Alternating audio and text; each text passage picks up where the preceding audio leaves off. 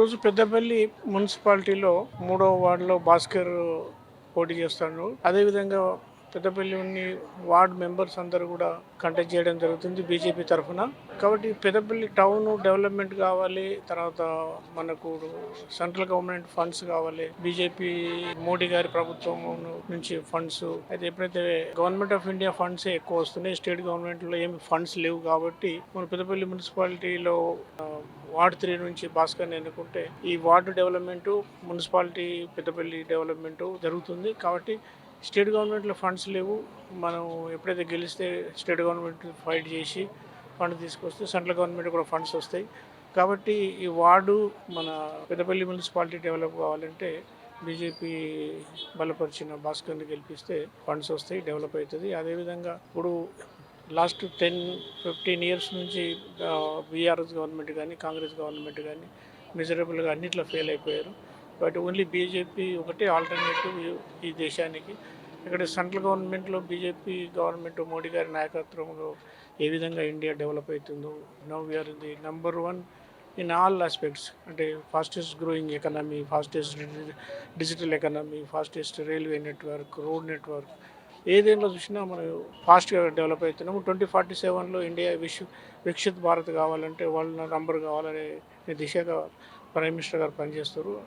అందులో భాగంగానే ఇప్పుడు సెంట్రల్ గవర్నమెంట్ కానీ బీజేపీ రూల్డ్ స్టేట్లలో డెవలప్మెంట్ బాగుంది, నాన్ బీజేపీ రూల్డ్ స్టేట్లో ఎక్కడ కూడా డెవలప్మెంట్ లేదు. కాబట్టి ఇప్పటి నుంచే మనం పెద్దపల్లి మున్సిపాలిటీలో బీజేపీ అభ్యర్థిని గెలిపించి మేయర్ అయితే మనకు ఫండ్స్ బాగా వస్తుంది, పెద్దపల్లి బాగుపడుతుంది. దాంతో వేరే మున్సిపాలిటీలు అన్నీ కూడా బీజేపీ గెలుచుకుంటే డెవలప్మెంట్ అవుతుంది. అందులో భాగంగానే ఈ ఎలక్షన్లో ఓటర్లందరికీ విజ్ఞప్తి ఏంటంటే బీజేపీ బలపరిచిన అభ్యర్థులను అందులో ఈ వార్డు 3 నుంచి భాస్కర్ను గెలిపేయాలని కోరుతున్నాను. ఈ రోజు ఎంత శుభదినం అంటే ఒక డైనమిక్ లీడర్ పెద్దపల్లిలో పుట్టి పెరిగి అంచెలంచెలుగా వెళుతూ భారతదేశంలో ఒక మంచి పేరు తెచ్చుకున్న మలక కుమరయ్య అన్నారు. ఈ గ్రామంలో పుట్టి ఇప్పుడు ఆయన ఒక సంకల్పం ఏంటంటే నా ఊరికి నేను ఏమన్నా చేయాలి అనే దృక్పథంతో మొన్న ఎమ్మెల్సీలో గెలిచాడు. అట్లనే టీం బాగుంటే పయ్యోళ్ళు కూడా బాగుంటారు, సెంట్రల్ నుంచి కూడా ఫండ్స్ వస్తాయి. ఇప్పుడున్న గవర్నమెంట్ మోడీ మీ అందరికీ తెలుసు ఎంత 24 గంటలు పనిచేయడం జరుగుతుంది. మొత్తము భారతదేశంలోనే కాక మొత్తం ఇంటర్నేషనల్లో కూడా మోడీ అనేది జరుగుతుంది.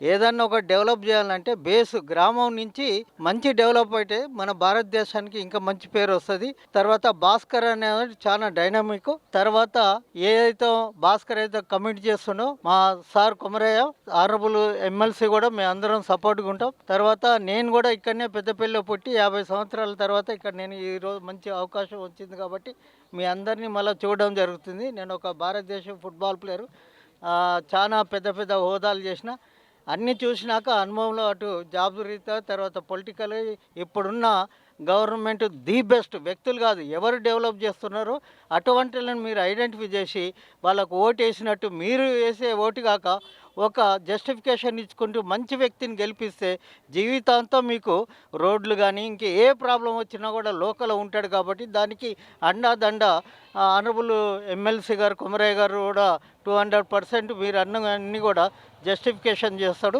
అందుకనే మీరు కూడా ఒక సంకల్పం తీసుకోండి.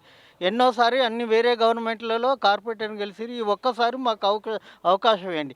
మేము కూడా మంచి వ్యక్తిని సార్ సెలెక్ట్ చేయడం జరిగింది. మీరందరూ అతనికి చాలా డైనమిక్ యంగ్, మీకు 24/7 అవర్స్ ఏ ప్రాబ్లం వచ్చి కూడా అడ్రస్ చేస్తాడు.